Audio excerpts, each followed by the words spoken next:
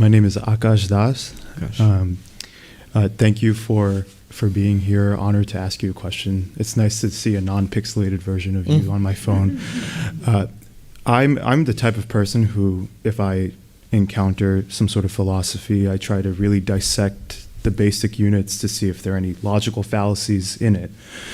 And I've been very invested in learning about karmic law and understanding how it manifests in all forms that we see here.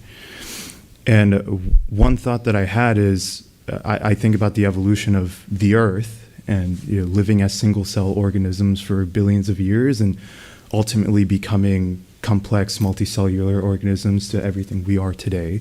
It may be a bit of a childish question, but I was hoping to get some insight from you on how karma has manifested itself in such a way that gave rise to everything that we are and everything that we see.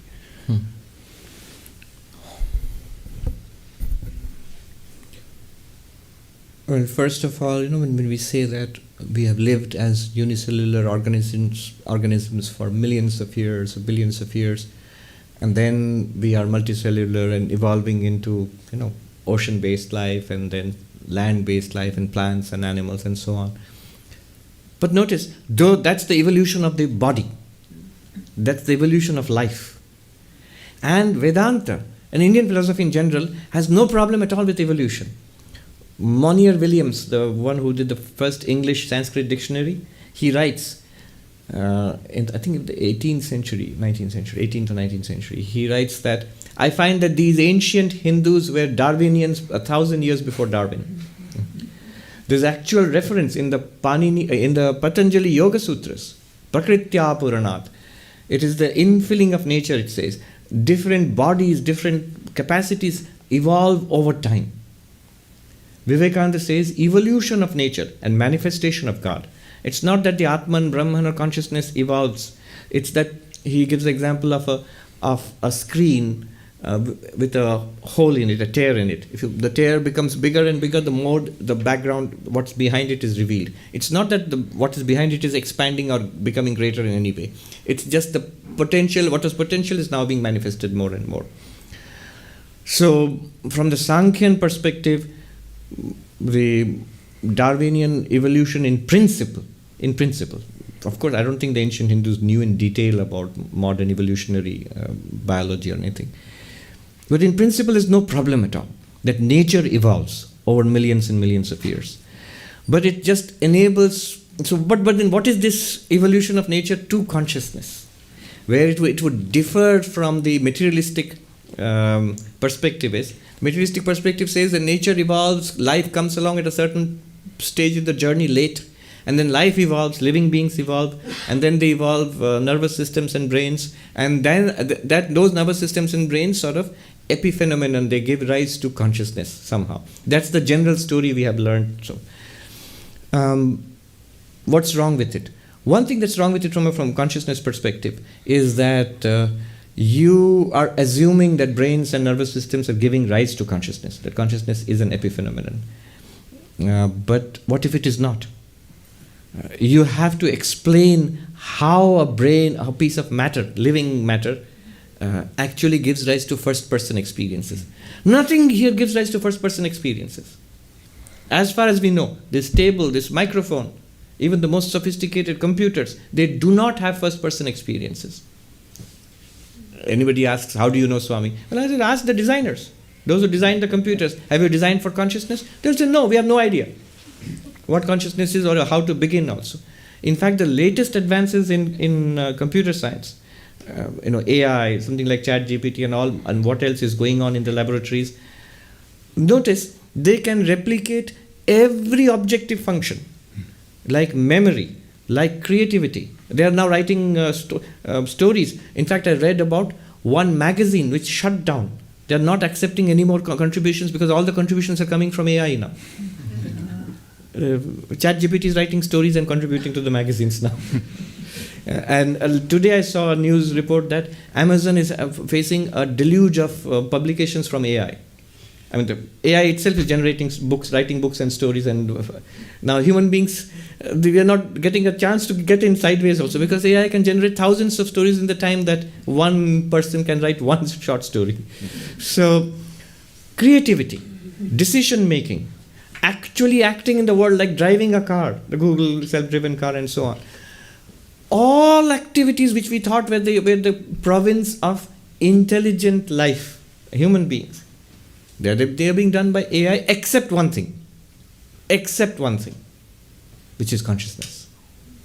None of these systems, none of these computers, in spite of what they say, is it, that question they keep asking, is AI finally becoming sentient? And all, that shows a great confusion about what consciousness is. Consciousness, basically the unique characteristic of consciousness is first person experience. The ability to have this experience of pain, pleasure, joy, color, all of experience as such, as we are continuously experiencing it. It's great that the data of consciousness is ubiquitously, generally, universally available to everybody all the time. I mean, what is our life other than the data of consciousness? Our life is the data of consciousness. That is not Gibran, that's me. I just coined it. Our life is the data of consciousness. And Darwinian biology, neuroscience, it cannot explain it. How from the functioning of living cells in the brain and the nervous system, you're suddenly having first-person inner experience. Everything else can be duplicated.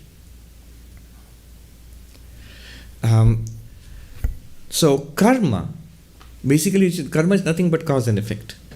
You can take it as, evolution can be taken as one instance of karma.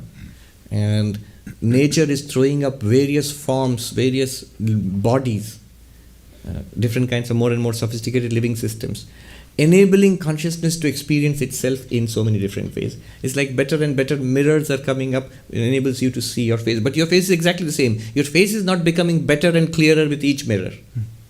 It's exactly the same. But the mirrors are reflecting you better and better. And that's what natural evolution does. So this is from the Sankhyan paradigm, where consciousness is a separate reality and all of material nature is a separate reality, and karma works in material nature.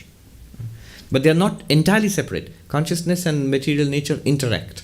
And the interaction of material nature and consciousness is us, is all sentient beings. There is the material nature, the body, even the mind, according to Vedanta, Sankhya, is part of material nature. It's a machine. Many neuroscientists do not know this, modern neuroscientists, because the whole idea in the modern consciousness studies is mind and consciousness are lumped together. And body and material world are lumped together. But according to Vedanta, Sankhya, mind, body, material world, they're all part of one continuum. It's consciousness alone which is separate, and that's the Sankhyan worldview. According to the Advaita worldview, consciousness is also not separate. The mind, body, material world are nothing but consciousness appearing to as its own objects. So it's non-dual that way. In one sense, materialism is a kind of monism. One reality, matter. And Vedanta is also another kind of monism, but one reality here is it's spirit or consciousness. Vivekananda says, I am a materialist of a kind. You call it matter, I call it spirit.